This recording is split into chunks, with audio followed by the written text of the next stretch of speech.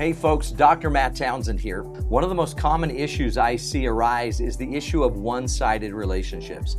A one-sided relationship is where one person does not seem to be pulling their weight or even care about the health and well-being of the relationship. These relationships tend to be frustrating to the people involved, and in the end, they end up spiraling to the ground in exhaustion for both partners. The one-sided relationship is a reality that can be improved upon and even changed. Here are 5 tips to use to improve any of your one-sided relationships. Tip number 1 is to frame the problem as relationally challenged, not personal rejection.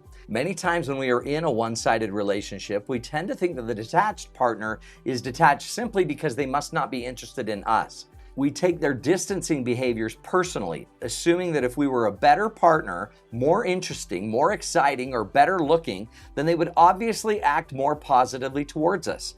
By doing this, we tend to personalize and take offense to our partner's lack of action and interest in the relationship, which in my experience is a pretty unhealthy view of the problem. The truth is, many people who aren't actively engaged in their relationships aren't intentionally rejecting their partner, but they're simply relationally challenged. They don't see the importance of a relationship or understand the need to work hard to make the marriage work. Many have never seen strong role models of healthy relationships in their life, and they don't quite understand the real costs of losing a marriage and a family. In my experience, there are more people in the world who are relationally challenged than there are people who are actually tired of their partner and ready to move on. Properly reframing your partner's inactivity as a sign of being relationally challenged versus a personal rejection of you can be the first step toward a healthier and happier life together. Tip number 2 is don't follow the lead of the most relationally challenged person.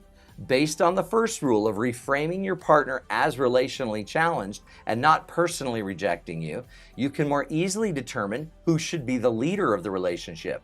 The simple rule for someone who is dealing with a partner who is relationally challenged is not to become ineffective relationally, simply because they are ineffective. Instead of getting mad when your partner seems mad or ignoring your partner when they ignore you, we just simply lead the relationship by the rules of healthy relating. The problem with letting the relationally challenged person lead the relationship is that in the end, no one who has a clue is in charge. Instead, we should learn to lead our relationships based on our deepest values and beliefs, regardless of how the partner acts or behaves.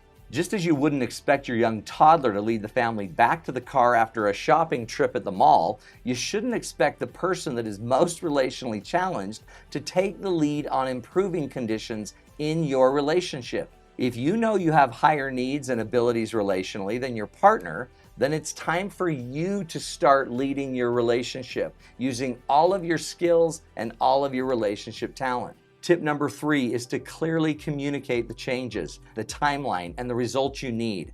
At some point, if you're dealing with someone who is relationally challenged, you must make your expectations clear. Don't just simply hope that your partner will understand what it is that you need in the relationship, because if they truly are challenged, usually their needs will not be your needs, and they won't be able to see your needs anyway. Instead, sit down with your partner and have a very clear and concise conversation. Discuss where you are struggling and what it would look like if it was getting better. Don't place all of the blame on your partner, but instead take ownership of where you need to pick up your game and where they can pick up theirs. Also discuss specific timelines to work on and the behaviors you want to improve. Sit down together and discuss a plan for how you will learn the new behaviors, involving experts and classes where needed, and set some guidelines for how you will measure progress and success regularly. Be specific in your needs and discuss what positive changes would look like and how you would know that you're making progress that you need to be making. Also set up accountability meetings where you will come back together to discuss the progress that is or isn't being made.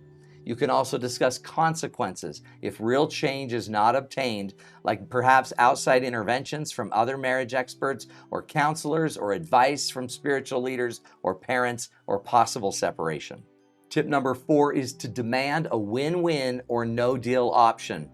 All healthy long-term relationships demand mutual benefit. If you want a partner to be with you forever, they must be benefiting mutually. Your results must look like a win-win. If you don't, then the fastest way to ensure the relationship will end is to go for win-lose, where you always win and your partner will always lose. One way to increase the likelihood that you'll get a win-win with your spouse is that you must also have the no-deal option on the table as well. The win-win or no-deal option is simply the mutual agreement that we are going to work together to create a win-win, or we will both be willing to walk away from the relationship instead of expecting the other person to take a loss all of the time. By having a partner that understands the deal must be mutually beneficial or it's not going to work is critical. This concept, however, gets even more complicated in long-term relationships where the no deal would also affect the kids and family status as well. When the family is involved, many partners are okay to be on the losing side of a marriage relationship just to keep the family together. The choice is noble and it can work for a while, usually as long as the children are still around. The truth, however, is that at some point you're going to have to take a stand and be willing to say no deal, either sooner or later. By not pushing the no deal option, you will always be left with one of the following three scenarios: a win-lose, where they're winning and I lose, a lose-win, where they're losing and I win, or a lose-lose, where we both are losing. I've found that the sooner you're willing to push the win-win or no-deal position, the sooner you'll start to see the relationship turn around. By taking the win-win or no-deal approach, we are saying that we are mature and empowered enough to not be in a relationship where one of us is constantly going to lose, and we'd rather change than to force the other to constantly lose. The healthiest approach is that both parties maintain enough character to continuously work for the win-win solution together. The fifth and final tip is to get the help and support you need to keep going. People in one-sided relationships tend to burn out easily. They get tired of feeling like they're pushing sand up the side of a mountain. One of the most important things to turning around a one-sided relationship is to maintain the positive energy and drive to keep making changes that need to be made, to stay energized, to keep in close touch with friends and family. Find a close confidant that you can share your journey with, one, by the way, that you're not emotionally, physically, or sexually interested in. Find someone that is pro-marriage and not quick to tell you to quit the relationship. Also, make sure that you are strengthening your own abilities to communicate and relate in your marriage. The stronger you personally get at your relationship, the better your relationship chances are of getting stronger. Right now, you are the motivational leader in the equation. If you lose your motivation, your relationship will inevitably pay for it.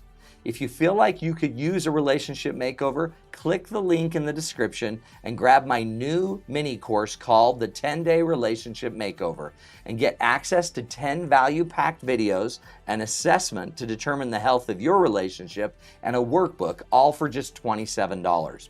Or it's free if you're a member of my monthly coaching program called Becoming One, where you'll have access to being coached by me, you'll get to watch other people get coached, and you'll have access to a new workshop every month.